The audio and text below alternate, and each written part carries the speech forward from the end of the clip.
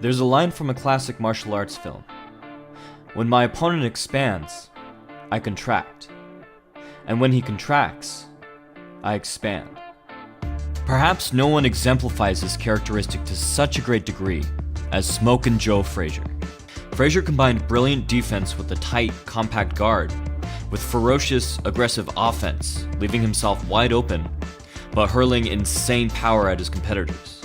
His timing and his ability to pick his shots seems otherworldly at times.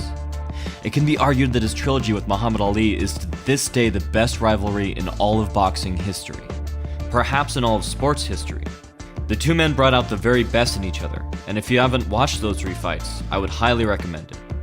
The most devastating punch Frazier landed on Ali, and the rest of his competitors, was his terrifying lead hook. Frazier threw this punch with everything he had, often losing his balance and turning his back to his opponent if he missed. But when he connected... So how did Frazier set up this wild, reckless shot with such consistency and accuracy? It all has to do with the unique way that Frazier stalked and walked down his opponents. One of the first things most boxers are taught when learning head movement is to keep balanced and move at the knees.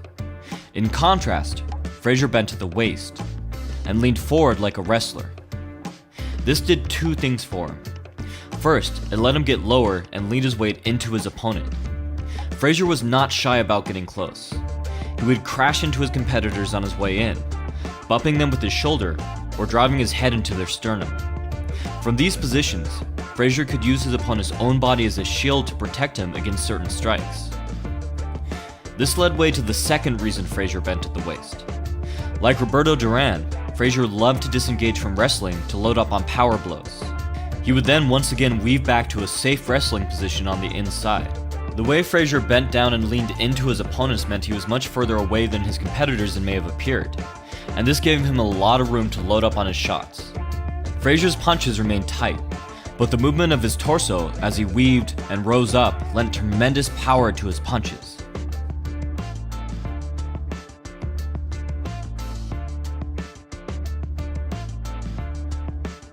Notice how Frazier weaves from shoulder to shoulder and creates angles for his strikes as he moves into new positions. This constant change of position kept him unpredictable, and his shots varied. He could weave left to land a liver blow, and then weave right to land an uppercut. But how did Frazier get so close to begin with? His footwork was not ideal for cutting off the ring, and he employed very few of the traditional tactics for doing so. He didn't step out and widen his stance, as you see Foreman do here, nor did he fade in diagonally, cross-stepping to stay safe, as Golovkin does here. He instead relied almost entirely on head movement, and Frazier had perhaps the greatest head movement ever seen in the heavyweight division, with another strong contender for first going to Muhammad Ali. Frazier was able to corner his opponent by simply coming right at them, dodging every punch they threw along the way. And this doesn't come down to Frazier being particularly well-balanced or fluid. Frazier would often lose his balance and his stance several times throughout the duration of his fights. It instead comes down to the fact that he had some of the best rhythm and timing ever seen in the ring. Once again, there are two pieces to this. The first is Frazier's own rhythm. He seemed to be dancing to a song only he could hear, a song with no consistent beat or tempo. In other words, Frazier's rhythm was broken. With his erratic footwork, hand milling, and bobbing, Frazier was an incredibly hard fighter to predict. The second piece to the puzzle is that Frazier was able to get inside his opponent's rhythm, timing them and following their punches back to them. This is how Frazier was able to land his devastating lead hooks with such consistency and accuracy. Frazier mirrored his opponent's rhythm perfectly, to the point where it looks at times like him and his competitor are dancing to a predetermined beat. This was not a man reacting to punches. This was a man who could read his opponent so well, he knew exactly when the punches were coming. While Frazier stayed synced up with his opponent in almost every way, he would increase his speed at the end of each beat, letting his opponent's hand graze past him as Frazier stepped in even closer. When he felt the time was right, Frazier would suddenly break the tempo and throw one of his blindingly fast hook punches.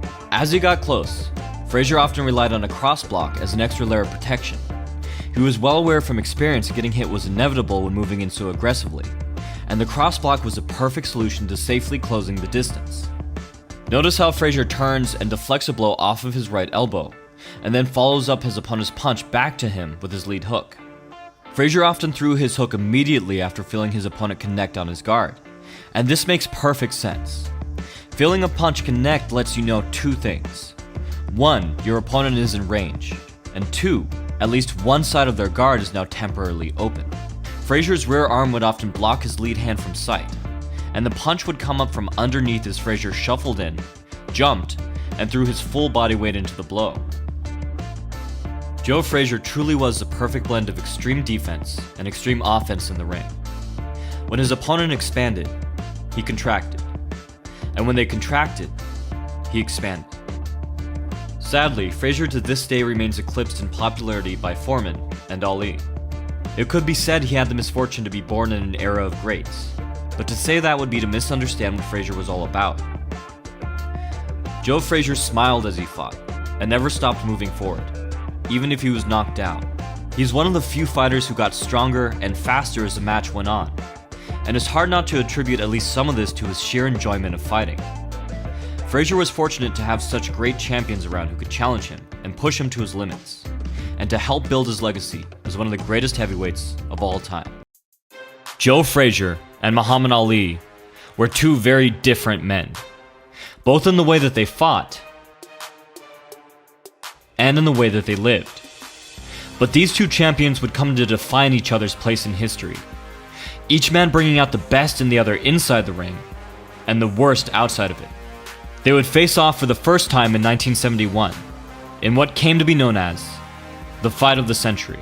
When the match was first scheduled, both men's unorthodox techniques made it anyone's guess what would happen in the ring. Ali used complex footwork to circle his opponents from the outside, catching them with whipping jabs before dashing in to throw lightning-fast combinations. In contrast, Frazier would drive directly at his opponents. Rather than use traditional footwork to cut off the ring, Frazier would just charge straight in, counting on his crossguard and phenomenal head movement to keep him safe. Both Frazier and Ali had some of the best defense of all time, but once again, were polar opposites in the way they went about it. Frazier used his erratic head movement to make his opponents miss, ducking in under their punches to catch them with his powerful gazelle hook. In contrast, Ali would lean far back, making his opponents chase him and overreach so that he could land a perfectly placed counterpunch. Frazier took his power from the ground, exploding off of his deep crouch. Ali got his power from his opponents, tricking them into stepping into his punches for him.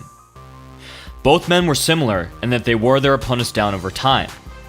Frazier with constant wrestling and body shots, and Ali with lightning-fast jabs that cut and swelled his opponent's eyes and took the air out of their lungs. But this match was more than just a clash of styles. Several elements combined to make this fight transcend boxing in the eyes of the public. Ali had recently come off of a 3-year suspension, having lost his license for refusing to be drafted into the Vietnam War, a war he did not agree with.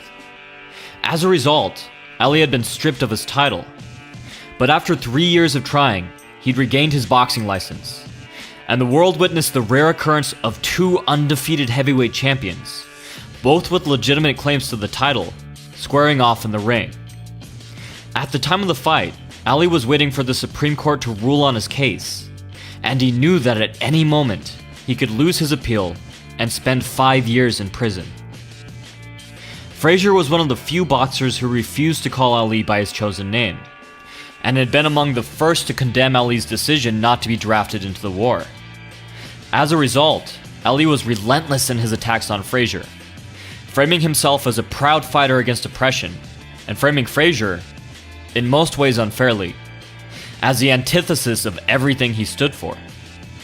When Frazier and Ali stepped into the ring, to many they were not mere men, but champions of their causes, ready to perform trial by combat for their respective sides. Feeling betrayed and cast as the villain, Frazier came to deeply hate Muhammad Ali. In his locker room before the fight, Frazier prayed and asked God to help him kill Ali, as he was not a righteous man. The time came, and the men stepped into the ring. To give a small idea of the epic proportions this fight had grown to, Archie Moore was to announce the fight.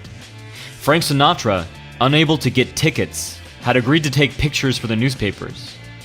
In Ireland, the mass riots that had crippled the nation came to a halt as the men cleared the streets so as not to miss this fight. And in the ring, the two fighters squared off, Ali yelling threats, Frazier staring back with fire in his eyes, before finally uttering, "I'm gonna kill you." The bell rang. Ali had promised this would be an easy fight, no competition. And in the first 3 rounds, Ali seemed to deliver on his promise. His plan for the fight was not to dance, but to keep Frazier in the center of the ring and punish him with grounded, hard punches. When Frazier got close enough to land, Ali would move laterally, or tie Frazier up and turn him, regaining the center of the ring. For this plan to work, Ali needed to be able to consistently catch Frazier, a man with one of the best defenses in the history of the heavyweight division. But astonishingly, it seemed he could. Ali was the first opponent that Frazier had faced with the talent to read his erratic rhythm, the reflexes to spot small openings, and the speed to take advantage of them. During each round, the two men fought with their words as well as their fists, hurling insults at each other between exchanges. While the crowd roared every time Frazier landed with his left, they were few and far between. And Frazier had not done any real damage to the ex-champ as he walked back to his corner at the end of the third. But Frazier had been establishing and improving certain techniques over the last 3 rounds that should have greatly concerned Ali. First, Frazier had been sneaking in tight, hard shots to the body each time Ali tied him up. Frazier was no stranger to grappling, and had learned through years of trial and error that it was often best to go with the movements of the opponent. And so, rather than struggle against a bigger man like a novice, Frazier would pull his arm back when Ali tried to stifle his blows, throwing around his guard. He would also catch Ali just as he tried to disengage, taking advantage of the small, brief openings provided. The punches were few and far between, but it was a start. And although Ali had done the impossible and gotten inside Frazier's rhythm, Frazier had been learning Ali's timing as well, and mapping out the holes in his defense. While Frazier had a hard time countering Ali's right, he had found that he could weave outside Ali's lead hook to connect with near impunity. The position and angle of this punch is something far more likely to be thrown by a crafty southpaw, and it repeatedly caught Ali by surprise. This had awarded Frazier the ability to drive Ali to the ropes, although he hadn't, as of yet, done any meaningful damage. Frazier had built the foundations for these techniques in the first 3 rounds, and now, heading into the 4th, they were about to pay dividends. Round 4 began. At first, Ali continued to punish Frazier as he chased Ali in circles around the ring. But then, deep into the round, Frazier landed the first of his hooks to truly shake Ali.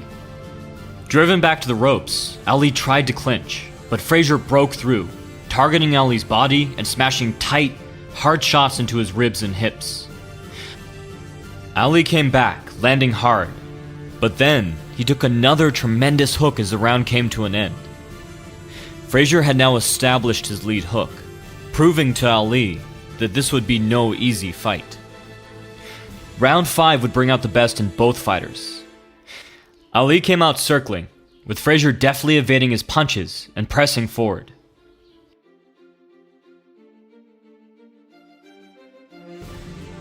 Ali caught Frazier with a hard right, whipping his head back.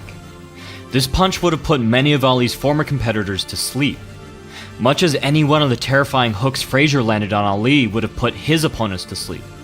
Frazier kept coming, but Ali had stopped throwing the wide hook that had kept getting him into trouble, and had started to effectively forearm block and deflect Frazier's best weapon. When Ali landed another solid 1-2, Frazier had had enough. Frazier lowered his hands and taunted Ali, daring him to hit him. Ali would later describe this round in depth. "My jabs bounced off his head, but he keeps coming. Why is he so confident? I can feel it. So confident that near the end of the 5th he drops both hands, jeers at me, dares me. I take the dare." Frazier taunted and laughed at Ali as he missed, just as Ali had done to so many great boxers in the past. But Frazier was not the only one with nerves of steel. Ali kept throwing until he found his target, He landed a barrage of sharp rights to Frazier's temple, but Frazier didn't seem to care. By the end of the round, Ali had gained a newfound respect for Joe Frazier. Round 5 had been dramatic, but fairly even. Round 6 would not be. Ali had confidently predicted that Frazier would fall in the 6th, but this was one of the few predictions in Ali's career that he would get entirely wrong. Frazier was well aware of Ali's prediction, and so, true to his nickname, Frazier came out smoking. He pinned Ali against the ropes, stabbing a hard shot into Ali's side to get him to lower his guard, before slamming a powerful lead hook into his chin. Ali would later say that he felt paralyzed after that punch. As the crowd cheered Frazier on, Ali was not trying to land a knockout. He was trying to survive. But he knew if he could just hold on a little longer, make it through the round, he could recover and get his second wind. Ali managed a few solid combinations, but spent most of the round against the ropes trying to regain his energy, Frazier destroying his ribs and hips. Targeting the hips was a common tactic of Joe Frazier, who realized at some point in his career that damaging an opponent's hips greatly diminishes their movement, in the same way targeting an opponent's legs does in MMA. In fact, many of Frazier's former rivals were reminded of him each time they took a step, for days after the fight. And Ali would later say that his hips felt like they'd been beaten with a baseball bat. Mercifully, the bell finally rang. Back in his corner, it was Frazier's turn to be impressed, asking his trainer, "What's holding this guy up?" Ali regained his senses in the 7th, again managing to catch Frazier as he came in. Frazier took 3 or 4 shots for everyone he landed, but Ali was still exhausted, and by the end of the round, he had walked himself to the corner, fighting in something close to a Philly shell. In his corner, Ali had a terrifying thought. What if all of his detractors were right? What if 3 years out of the ring had taken his stamina, and there was no second win coming? In the 8th, the last of Ali's energy finally seemed to have left him. He lay against the ropes, trying to clown to buy time, hoping that maybe Frazier would get angry and make a mistake. But he didn't. Frazier smelled blood, and midway through the round, he tore Ali off the ropes, just to chase him back and unleash his anger on him again. Frazier had told Ali during their meeting years earlier, "You ain't never had to dig before. Every time you breathe, you be breathing right down on my head." There's another reason Ali was so tired, beyond the incredible blows that he had taken, and beyond his 3 years of inactivity. This was what Joe Frazier's style was designed to do. Rather than try to regain his posture when Ali leaned on him, tiring himself needlessly, Frazier would use his lower center of gravity to drive Ali to the ropes. Frazier had crowded Ali every second of the fight, never giving him a second to breathe, punching relentlessly, feinting and milling, keeping him worried, tiring his body and his mind. Ali made it through, and as he walked back to his corner, he knew if he wanted to win this fight, he would have to dig. In the 9th round, Ali came out determined to turn the fight around. He began to find his footing. As Frazier charged in, Ali's strength returned to him. His vision focused, and he began to connect again. Leading with his right, he landed cross after cross. For the first time in the fight, Frazier backed up. And for the first time since his 3-year exile from the ring, Ali looked for a moment like the Ali of old. At the end of the round, Frazier was bleeding from the mouth, nose, and a cut above his eye. But just like Ali, there was no quit in Joe Frazier. The 10th round was when Frazier told the press he would take Ali out of the fight for good. Frazier, determined to turn his prediction into reality, threw everything he had at Ali. But unlike the 6th, Ali was ready, and both men gave as good as they got. Ali caught Frazier as he came in, but Frazier caught Ali every time he crowded him on the ropes. This had now become an established pattern in the fight, with Ali landing several shots as Frazier backed him up, and Frazier landing a few hard shots as Ali tried to reposition himself back to the center of the ring. If this pattern continued, Ali could win by taking the remaining rounds on points. Frazier knew he needed to do something soon, and in the 11th, he got his chance. Ali had always counted on his reflexes. His distance and timing were so great that he could make an opponent miss by less than an inch, and then lead him right into return fire. But Ali's opponents had never leaped into their punches, and Frazier was able to travel enough distance to surpass the remarkable range of motion Ali had in his upper body. Ali had boasted that he had the answer to Joe's hook, that he would simply lean back and move. Frazier had shot back, "But I go to the body first. I get the head another time." His words turned out to be prophetic. Frazier caught Ali with what he would later describe as the hardest punch he'd ever taken in his life. Ali fell, and the ref ruled it a slip. While his true Ali did slip, it's unlikely he would have if he had not been first wobbled by Joe Frazier's punch. Ali shook his head and walked right up to Frazier, but he was shaken, and his reflexes were dulled.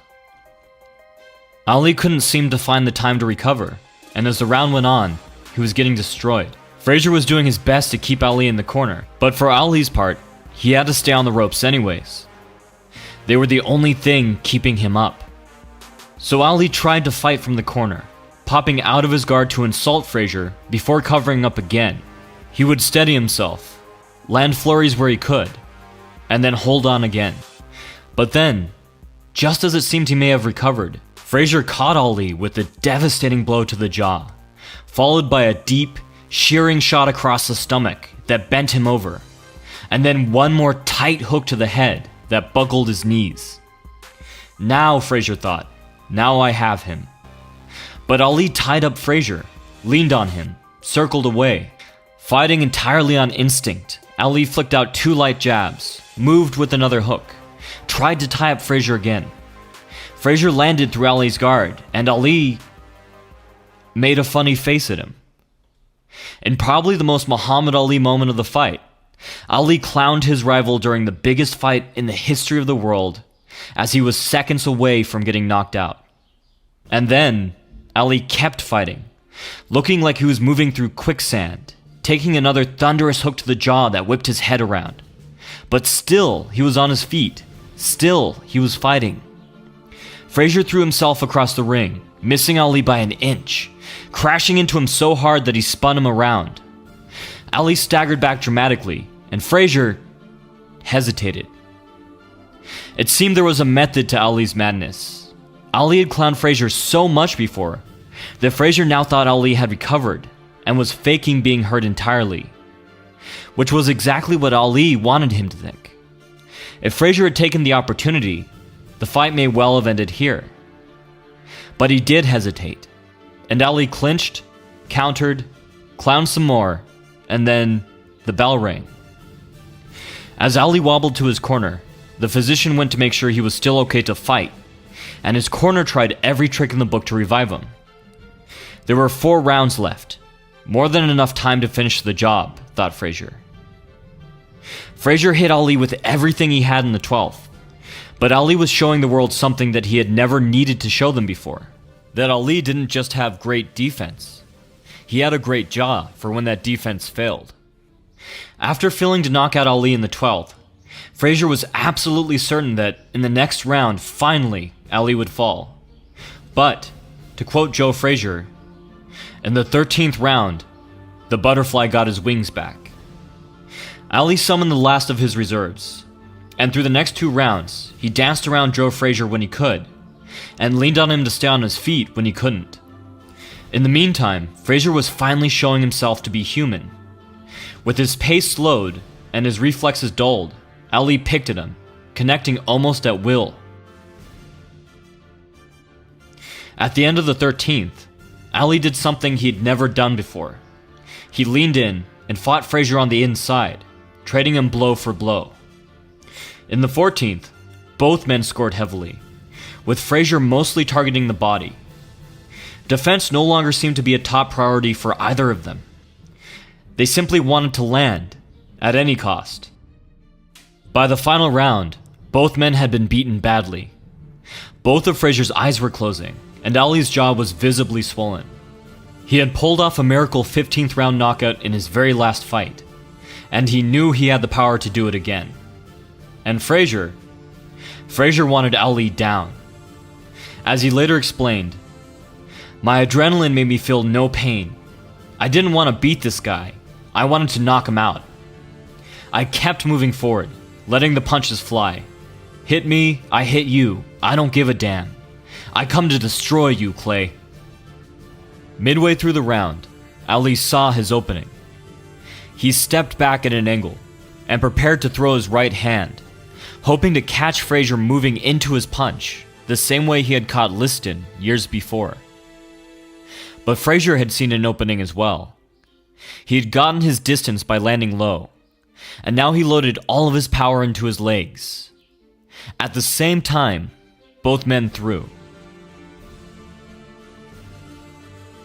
But Frazier's timing was perfect, and he put everything he had into landing this one punch. Leaping off of his feet, Frazier propelled himself across the ring. Ali's punch landed harmlessly off target, and Frazier's landed flush on Ali's jaw. The greatest crashed to the canvas. Frazier had told Ali all those years ago, "They talk about how fast you is moving away, but you're gonna see how fast I am moving in." This one punch had sealed the deal, cementing Frazier's victory, and finally establishing him as the true heavyweight champion of the world. Ali rose to his feet, but the fight was lost. He tried his hardest, but without a knockout, the remainder of the round was nothing more than a formality. Frazier had silenced his critics and gotten the revenge he so desperately craved.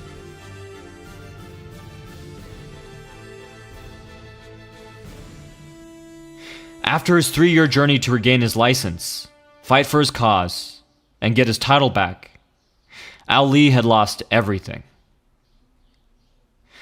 This was not the end of Ali and Frazier.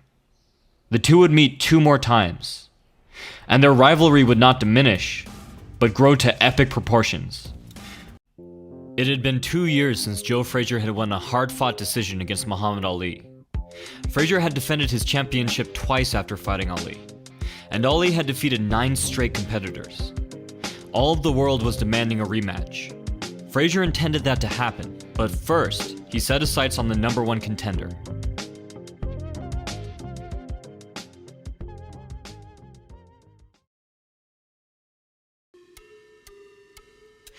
George Foreman was a 4-1 underdog coming into the fight, and Frazier expected him to be a mere stepping stone on his path to a rematch with Muhammad Ali. But George Foreman would be anything but easy. By the time Foreman fought Frazier, he had racked up 37 victories in just 3 years. Most of them ended by knockout in the first few rounds. It was already becoming apparent that Foreman had possibly the greatest punching power of any boxer, or perhaps any fighter, in history. But Foreman swung wide and seemed to lack technique. As such, Frazier was expected to teach him a lesson in real boxing. The night came, and the 2 men met in the middle of the ring. Frazier rocked back and forth, but Foreman stood stock still, staring Frazier down, looking eerily calm. Not a trace of fear in his eyes. The 2 men rushed forward. Foreman threw first. His wide hook backed Frazier up immediately, something it had taken Muhammad Ali 9 rounds to do. Frazier bounced right back into the center of the ring and leaped into his signature lead hook.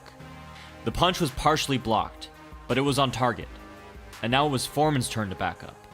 But before Frazier could follow up, Foreman framed off of his shoulder to maintain distance. Frazier pursued, and this time Foreman used both hands to block his entry.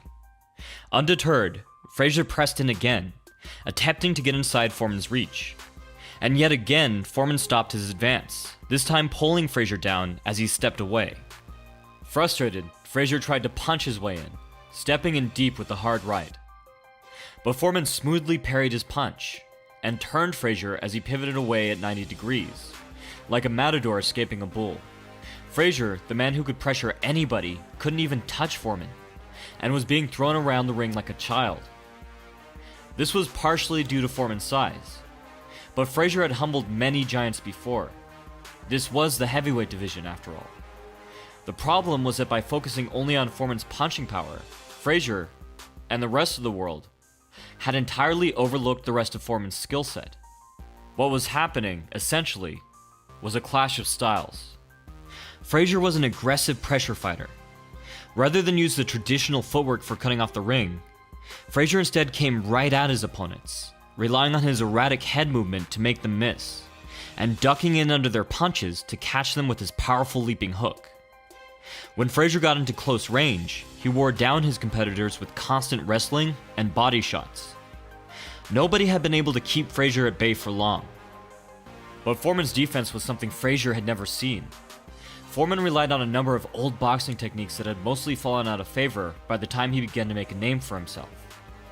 Rather than use head movement or shallop behind a tight guard, Foreman would stop his opponent's punches before they began by pushing at their arms, shoulders, or gloves.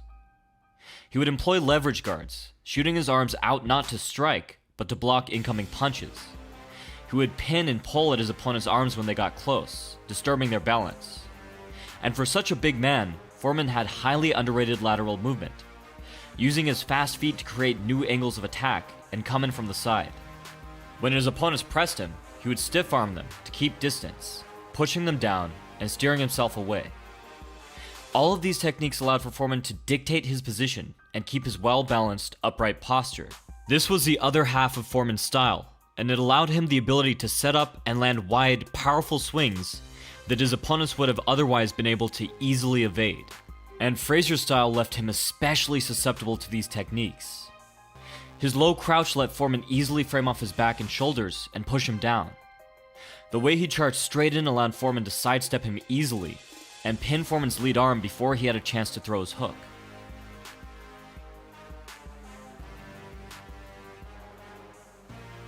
And Frazier's preference for wide, looping punches meant that Foreman could reliably intercept them with linear, straight-arm blocks. Once Foreman had established his defense, he became more aggressive. Foreman caught Frazier with his first uppercut, and missed with his second. Frazier responded with the lead hook, and tried to move in, but Foreman pinned his arms, and then pushed him away. The fight was now becoming more competitive. Foreman's punches were sailing harmlessly over Joe's head, but at the same time, Frazier was getting outmaneuvered every time he tried to get into his preferred range. But the stalemate ended when Foreman caught Frazier, first driving a hard uppercut into Frazier's crossguard off of his jab, and then timing him as he came up to land a tight lead hook. Frazier moved in, ate another jab, weaved under a cross, and moved with the lead hook before leaping into his own. Foreman blocked it, but then Frazier charged in. Rather than re-establish distance, Foreman held his position and threw. Frazier drove his head into his chest and landed a hard body shot. He'd just proven that, given time, he may be able to get into close range, where he could wear Foreman down. But then, Foreman landed a single jab. A jab from Foreman was all it took to stagger and to unbalance Frazier, a man who had taken a barrage of hard rights from Muhammad Ali. From this point on, Foreman's jab would frustrate Frazier just as much as Foreman's grappling techniques. Frazier was used to taking a few grazing shots as he came in, but usually, he more than paid it back when he got inside. But now, the ability to close distance had been taken away from Frazier, and he could only bob and weave at mid-range safely for so long. And Foreman was able to track Frazier's head movement partially through touch, pinning his hand to Frazier's head and driving him right into his power shots. At this point, Foreman had lost all respect for him, and he was getting away with just pushing Frazier back to the center of the ring. Foreman's jabs began to land at will. Frazier was still able to avoid most of Foreman's more powerful follow-up punches, but his senses were dulled, and he was losing his timing. Most fighters would have circled, jabbed, tried to clear their head, but it wasn't in Frazier to fight defensively, and besides, Frazier found safety on the inside. He stood his ground, bobbing and weaving, trying to find a way forward. But then, Foreman landed one more hard jab. Frazier's head snapped back. He stood his ground, dipped down, and ran right into George Foreman's uppercut. Frazier went down. This was against anyone's expectations. This was Joe Frazier. But now, he fell to the canvas, in round 1. The announcer uttered the now iconic words, "Down goes Frazier! Down goes Frazier!" Joe got back up. He took his count, and he came back ready to fight. But Foreman sensed victory. The title was right in front of him. All he had to do was take it. Both men came out swinging, Foreman eager to claim victory, and Frazier desperate to stay in the fight. At first, neither man landed anything really significant. Foreman swung wide, putting everything he had into his punches. But Frazier's tight boxing forced him to pay better attention. Foreman narrowly avoided getting caught several times by Frazier's hooks, which still had fight-stopping power behind them. Foreman refocused, and Frazier's head movement saved him from multiple knockout punches. It's crazy to think that any one of the blows Frazier narrowly ducked under would have sent most ordinary men to the hospital, if not the morgue. Joe was surviving, but he was backing up, and eventually, another of Foreman's jabs caught Frazier, and he felt his back bounce against the ropes. Throughout Foreman's barrage, Frazier continued to fight back, ignoring the punches that hit him to load up on his own. Foreman stood at length, entirely composed, as the punches that had sent multiple contenders crashing to the ground sailed by mere inches away. Foreman's jab was making the difference now, keeping Frazier just far enough away to avoid his punches. Even Foreman's jab contained an element of guard manipulation to it. He used it to paw and tear Frazier's guard down repeatedly to make way for heavier punches. Frazier was getting punished and rapidly losing ground. From Foreman's corner, the great Archie Moore yelled, "Underneath!" Foreman took the advice. Again, it was an uppercut that brought Joe Frazier down. Frazier got up, wobbling, trying to regain his footing. There was only a few seconds left in the round. Again, Frazier did not try to circle or buy time to recover. Again, Frazier charged into Foreman. And again, he fell. Frazier did make the count, and the bell rung. He had 1 minute to recover. Frazier would come out to fight for the second round, but he was dazed and badly hurt. So at this point, it's not worth mentioning the technical aspects of such a one-sided fight. But there is one thing to take note of, and that is how many times Joe Frazier got back up off of the canvas to keep coming at George Foreman, as if he'd been winning the fight the entire time.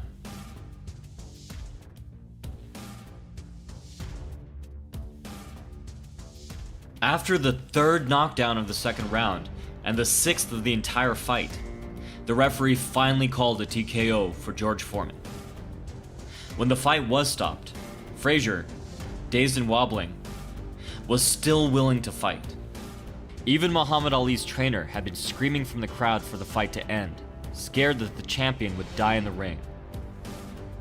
Foreman had reached the pinnacle of his career, what every heavyweight aspired to be. He was the new champion of the world. He seemed unstoppable. Frazier, for his part, would now go on to rematch Ali. But the circumstances had changed drastically, and this time, they would not be fighting each other for the championship. They would be fighting for a chance to fight George Foreman and take the belt back. Thanks for listening. Subscribe to stay tuned for more fight and technique breakdowns. If you're interested in how George Foreman generated so much power, you can buy my book, Power of the Pros. If you want to up your footwork game, you can pre-order my book, Footwork Wins Fights, out on the 28th. From the Modern Martial Artist, this has been David Christian, wishing you happy training.